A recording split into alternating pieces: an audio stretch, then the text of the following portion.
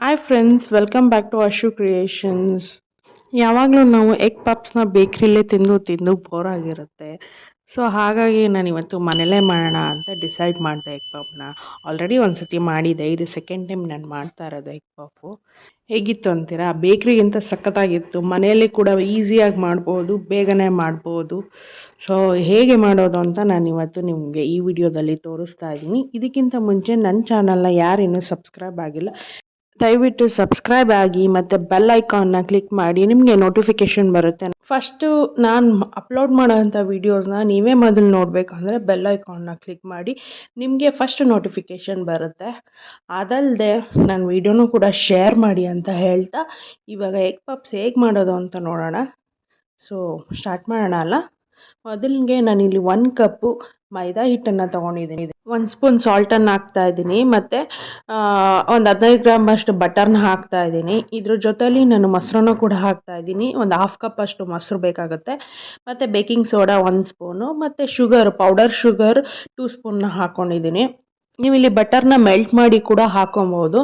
Melt ಮಾಡಿ ಹಾಕ್ಕೊಂಡ್ರೆ ನಿಮಗೆ ಕಲಿಸೋದಕ್ಕೆ ಸ್ವಲ್ಪ ಈಸಿ ಆಗುತ್ತೆ. ನಾನು ಹಾಗೇ ಹಾಕ್ತಾಯಿದ್ದೀನಿ. ಸೊ ಬಟರ್ ಸ್ವಲ್ಪ ಕರ್ಗೋದಕ್ಕೆ ಟೈಮ್ ತೊಗೊಳುತ್ತೆ. ಚೆನ್ನಾಗಿ ಕೈಯಲ್ಲಿ ಹಾಗೆ ಅಮ್ಕಿ ಎಲ್ಲ ಪ್ರೆಸ್ ಮಾಡಿ, ಸೊ ಹಾಗೆ ಕರ್ಗೋಗುತ್ತೆ ಬಟರು. ಇದಕ್ಕೆ ನೀವು ಐಸ್ ವಾಟರ್ನ ತೊಗೋಬೇಕಾಗುತ್ತೆ. ಐಸ್ ವಾಟರ್ನ ಸ್ವಲ್ಪ ಸ್ವಲ್ಪನೇ ಹಾಕ್ಕೊಂಡು ನೀವು ಚಪಾತಿ ಹಿಟ್ಟಿನ ಹದಕ್ಕೆ ಕಲಿಸ್ಕೊತಾ ಬರಬೇಕು. ತುಂಬ ಗಟ್ಟಿಗೂ ಕಲಿಸ್ಬೇಡಿ, ತುಂಬ ಸಾಫ್ಟಾಗೂ ಕಲಿಸ್ಬೇಡಿ, ಮೀಡಿಯಮಾಗಿ ಕಲಿಸ್ಕೊತಾ ಬನ್ನಿ. ಬೇಕಂದರೆ ನಿಮಗೆ ಎಷ್ಟು ಬೇಕಷ್ಟು ನೀರನ್ನು ಹಾಕ್ಕೋಬೋದು. ಈ ಟೈಮಲ್ಲಿ ನೋಡಿ, ನೀರು ಸ್ವಲ್ಪ ಸ್ವಲ್ಪ ಹಾಕ್ಕೊಂಡೆ ನೀವು ಚಪಾತಿ ಹಿಟ್ಟಿನ ಥರ ಕಲಿಸ್ಕೊತಾ ಬರಬೇಕಾಗುತ್ತೆ. ನೋಡಿ, ಬೆಣ್ಣೆನೂ ಕೂಡ ಕರಗುತ್ತೆ. ಇದನ್ನು ಹಾಗೆ ಕ್ಲೋಸ್ ಮಾಡಿ ಒಂದು 15 ಮಿನಿಟ್ಸ್ ಸೈಡಲ್ಲಿಡಿ. ಸೊ 15 ಮಿನಿಟ್ಸ್ ಆದ ನಂತರ ಇದನ್ನು ತಗೊಂಡು ನೀವು ಚಪಾತಿ ಥರ ಚೆನ್ನಾಗಿ ಉಜ್ಕೊಬೇಕಾಗುತ್ತೆ. ನಾನು ಸ್ವಲ್ಪ ಮೈದಾ ಹಿಟ್ಟನ್ನು ಇಲ್ಲಿ ತೊಗೊಂಡು ಉಜ್ಕೊತಾ ಇದ್ದೀನಿ. ಇದನ್ನು ಫುಲ್ಲು ಒಂದಷ್ಟು ಅಗಲಕ್ಕೆ ಸ್ಪ್ರೆಡ್ ಮಾಡ್ಕೊಳ್ಳಿ, ತಟ್ಟೆ ಅಷ್ಟು. ಸೊ ಇದಕ್ಕೆ ನೀವು ಮತ್ತೆ ಬಟರ್ನ ಸ್ಪ್ರೆಡ್ ಮಾಡ್ಕೊಬೇಕಾಗತ್ತೆ. ಒಂದು 30 ಗ್ರಾಮ್ ಅಷ್ಟು ಬಟರ್ ತೊಗೊಳ್ಳಿ, 1-1.5 ಸ್ಪೂನ್ ಆಗುತ್ತೆ. ಚೆನ್ನಾಗಿ ಸ್ಪ್ರೆಡ್ ಮಾಡ್ಕೊಳ್ಳಿ. ಸ್ವಲ್ಪ ಕರಗಿಸ್ಕೊಂಡ್ರೆ ಒಳ್ಳೆಯದು, ಇಲ್ಲಾಂದರೆ ಹಾಗೆ ಹಾಕೋಬೋದು.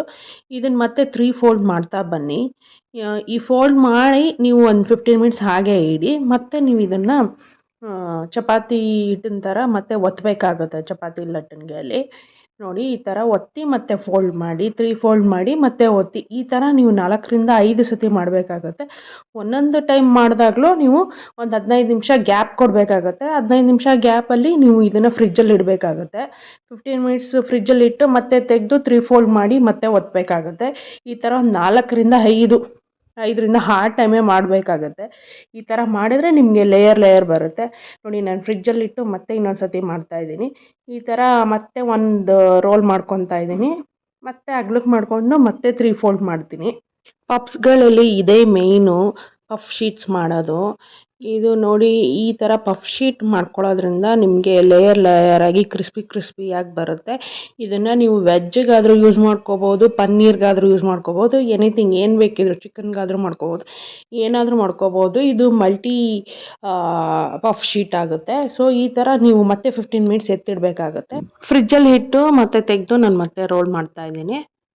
ಹಿಂಗೆ ರೋಲ್ ಮಾಡ್ಕೊತಾ ಬನ್ನಿ. ಇದು ಫುಲ್ ಒಂದು ಹಾಫ್ ಡೇನಾದರೂ ಆಗುತ್ತೆ. ನೀವು ಬೆಳಿಗ್ಗೆ ಸ್ಟಾರ್ಟ್ ಮಾಡಿದ್ರೆ ಸಂಜೆ ಅಷ್ಟರಲ್ಲಿ ಪಪ್ಸ್ ಮಾಡಿಬಿಡ್ಬೋದು. ಇಲ್ಲ, ಈ ಶೀಟು ಹಿಂದಿನ ದಿನವೇ ಮಾಡಿ ಫ್ರಿಜ್ಜಲ್ಲಿ ಇಟ್ಕೊಂಡಿದ್ರೆ ನೆಕ್ಸ್ಟ್ ದಿನ ನೀವು ಮಸಾಲೆ ಮಾಡ್ಕೋಬೋದು. ಸೊ ಹಾಗೆಯೇ ಮಧ್ಯದಲ್ಲಿ ನಾನು ಇವಾಗ ಎಗ್ಗನ್ನು ಬಾಯ್ಲ್ ಮಾಡೋಕ್ಕೆ ಇಡ್ತಾಯಿದ್ದೀನಿ. ಒಂದು 3-4 ಎಗ್ ಸಾಕು. ಯಾಕಂದರೆ ನಾವು ಹಾಫ್ ಕಟ್ ಮಾಡ್ತೀವಿ, ಫುಲ್ ಎಗ್ ಹಾಕ್ಕೊಳಲ್ಲ. ನಾವು ಎಗ್ ಸ್ಟಫಿಂಗ್ ಏನು ಮಾಡ್ತೀವಿ ಒಳಗಡೆ, ಪಫ್ ಒಳಗಡೆ, ಅದ್ರ ಮಸಾಲನೂ ಕೂಡ ರೆಡಿ ಮಾಡ್ಕೊಳ್ಳೋಣ. ಸೊ ಹಾಗಿದ್ರೆ ಇದನ್ನು ನಾನು ಎತ್ತಿಡ್ತಾ ಇದ್ದೀನಿ. ಒಂದು 4-5 ಸತಿ ನಾನು ಈ ಥರ ಫೋಲ್ಡ್ ಮಾಡಿ ಒತ್ತಿದ್ದಾಯಿತು. ಇವಾಗ ಮತ್ತೆ ನಾನು ಫೋಲ್ಡ್ ಮಾಡಿ ಫ್ರಿಜ್ಜಲ್ಲಿ ಎತ್ತಿಟ್ಕೊತಾ ಇದ್ದೀನಿ. ಅದಾದ ನಂತರ ನಾನು ಇವಾಗ ಮಸಾಲೆ ರೆಡಿ ಮಾಡ್ಕೊತಾ ಇದ್ದೀನಿ. ಒಂದು 2 ಸ್ಪೂನ್ ಆಯಿಲ್ ಹಾಕ್ಕೊತಾ ಇದ್ದೀನಿ ಫ್ರೈಯಿಂಗ್ ಪ್ಯಾನಿಗೆ. ಇದಕ್ಕೆ ಒಂದು ಸಣ್ಣದಾಗಿ ಹಚ್ಕೊಂಡಿರೋಂಥ ಈರುಳ್ಳಿನ ಹಾಕ್ಕೊತಾ ಇದ್ದೀನಿ. ಇದು ಗೋಲ್ಡನ್ ಬ್ರೌನ್ ಬರೋವರೆಗೂ ಚೆನ್ನಾಗಿ ಹುರ್ಕೊಳ್ಳೋಣ, ಹಸಿ ವಾಸನೆ ಹೋಗಬೇಕು. ಇದಕ್ಕೆ ನಾನು 1 ಸ್ಪೂನ್ ಶುಂಠಿ ಬೆಳ್ಳುಳ್ಳಿ ಪೇಸ್ಟನ್ನು ಕೂಡ ಹಾಕ್ಕೊತಾ ಇದ್ದೀನಿ. ಇದಾದ ನಂತರ 1 ಟೊಮೆಟೊ ಸಣ್ಣದಾಗಿ ಹಚ್ಕೊಂಡು ಹಾಕ್ಕೊತಾ ಇದ್ದೀನಿ. ಇದಕ್ಕೆ salt, 1 spoon chilli powder, 1 spoon ಧನಿಯಾ ಪುಡಿ, 1 ಸ್ಪೂನು ಗರಂ ಮಸಾಲ ಪುಡಿ, ಇಷ್ಟನ್ನೆಲ್ಲ ಹಾಕಿ ಸ್ವಲ್ಪ ಅರಶಿನ ಹಾಕಿ ಚೆನ್ನಾಗಿ ಫ್ರೈ ಮಾಡ್ಕೊಳ್ತಾ ಬರ್ತೀನಿ ನಾನು. ಟೊಮೆಟೊ ಎಲ್ಲ ಚೆನ್ನಾಗಿ ಬೇಯ್ಕೊಬೇಕು. ಇದಾದ ನಂತರ ಸ್ವಲ್ಪ ಕೊತ್ತಂಬರಿ ಸೊಪ್ಪನ್ನ ಹಾಕ್ಕೊಂಡು ಮತ್ತೆ ಚೆನ್ನಾಗಿ ಸ್ವಲ್ಪ ಒಂದು 1 to 2 ಮಿನಿಟ್ಸ್ ಫ್ರೈ ಮಾಡಿ ಸೈಡಲ್ಲಿ ಇಟ್ಕೊಳ್ಳೋಣ ಈಗ. ಸೊ ಪಫ್ ಶೀಟನ್ನು ತೆಗೆದು ಹೊರಗಡೆ ನಾನು ಇವಾಗ ಶೀಟನ್ನು ರೆಡಿ ಮಾಡ್ಕೊತಾ ಇದ್ದೀನಿ. ಇದನ್ನು ಮತ್ತೆ ಪ್ರೆಸ್ ಮಾಡಿ ನಾವು ಒಂದು ಚಪಾತಿಗಿಂತ ಇನ್ನು ಸ್ವಲ್ಪ ದಪ್ಪ, ಪರಾಟಾಗಿಂತ ಇನ್ನು ಸ್ವಲ್ಪ ದಪ್ಪ ಇರಬೇಕು. ಮಸಾಲೆ ಏನು ಮಾಡ್ಕೊಂಡ್ವಿ ಅದೇ ಥರ ಎಲ್ಲದಕ್ಕೂ ವೆಜ್ಗೂ ಕೂಡ ಮಸಾಲೆ ಸೇಮೆ. ಸೊ ನಾನು ಇವಾಗ ಸ್ಪ್ರೆಡ್ ಮಾಡ್ಕೊತಾ ಇದ್ದೀನಿ. ಇದನ್ನು 4 ಭಾಗ ಮಾಡ್ಕೊತಾ ಇದ್ದೀನಿ. ನಿಮಗೆ ಎಷ್ಟು ಬೇಕೋ ಅಷ್ಟು ಮಾಡ್ಕೊಬೋದು. ನಾನು ಇಲ್ಲಿ 4 ಭಾಗ ಮಾಡ್ಕೊತಾ ಇದ್ದೀನಿ. ನಾನು ಟ್ರಯಾಂಗಲ್ ಶೇಪು ಮಾಡ್ಕೊತಾ ಇದ್ದೀನಿ. ನೀವು ಸ್ಕ್ವೇರ್ ಆದರೂ ಮಾಡಿಕೊಂಡು ಫೋಲ್ಡ್ ಮಾಡ್ಕೊಬೋದು, ಇಲ್ಲ ರೌಂಡಿಗಾದರೂ ಮಾಡಿಕೊಂಡು ಫೋಲ್ಡಿಂಗ್ ಮಾಡ್ಕೊಬೋದು. ಫೋಲ್ಡಿಂಗ್ ಎಲ್ಲ ಡಿಪೆಂಡ್ಸು. ನಾನು ನೋಡಿ ಇಲ್ಲಿ ಟ್ರಯಾಂಗಲ್ ಶೇಪಿಗೆ ಸ್ವಲ್ಪ ಮಸಾಲೆನ ಹಾಕಿ ಅರ್ಧ ಮೊಟ್ಟೆನ ಹಾಕಿ ನಾನು ಫೋಲ್ಡ್ ಮಾಡ್ತಾ ಇದ್ದೀನಿ. ಹಾಫ್ ಮೊಟ್ಟೆ ಹಾಕೋದ್ರಿಂದ ಯೂಸ್ ಏನಪ್ಪ ಅಂದರೆ ನಿಮಗೆ ತಿನ್ನೋದಕ್ಕೆ ಈಸಿಯಾಗಿರುತ್ತೆ. ದಪ್ಪ ಇದ್ದರೆ ಮೊಟ್ಟೆ ತಿನ್ನೋದಕ್ಕಾಗಲ್ಲ, ಹಾಗಾಗಿ ನಾನು ಕಟ್ ಮಾಡಿ ಹಾಕಿರೋದು ಇಲ್ಲಿ. ನೋಡಿ ಈ ಥರ ಫೋಲ್ಡ್ ಮಾಡ್ಕೊತಾ ಇದ್ದೀನಿ. ನೀವು ಸ್ಕ್ವೇರ್ ಕೂಡ ಮಾಡ್ಕೊಬೋದು, ರೆಕ್ಟ್ಯಾಂಗಲ್ ಕೂಡ ಮಾಡ್ಕೊಬೋದು. ಅಲ್ಲಿ ಆಲ್ರೆಡಿ ನಾನು ರೆಕ್ಟ್ಯಾಂಗಲ್ ಒಂದು ಮಾಡಿ ಇಟ್ಟಿದ್ದೀನಿ. ಸೊ ನಾನಿಲ್ಲಿ ಟ್ರಯಾಂಗಲ್ ಮಾಡ್ತಾ ಇದ್ದೀನಿ ಸಮೋಸ ಥರ. ಇದನ್ನು ನಾವು ಈಗ ಬೇಕಿಂಗ್ಗೆ ಟ್ರೇಗೆ ಹಾಕೋಣ. ಬೇಕಿಂಗ್ ಟ್ರೇಗೆ ಹಾಕ್ಕೊಂಡು ನೀವು ಎಗ್ ಬೀಟ್ ಮಾಡಿಕೊಂಡು ಎಗ್ಗನ್ನಾದರೂ ಮೇಲ್ಗಡೆ ಮಾಡ್ಕೊಬೋದು, ಸ್ಪ್ರೆಡ್ ಮಾಡ್ಕೊಬೋದು. ನಾನಿಲ್ಲಿ ಬಟರ್ನ ಹಾಕ್ತಾ ಇದ್ದೀನಿ, ಎಗ್ ಬೀಟ್ನ ಹಾಕ್ತಾ ಇಲ್ಲ. ನಾನಿಲ್ಲಿ ಮುಂಚೆನೇ ಪ್ರೀ ಹೀಟ್ ಮಾಡ್ಕೊಂಡಿದ್ದೀನಿ ಓವನ್ನ 200 ಡಿಗ್ರಿ.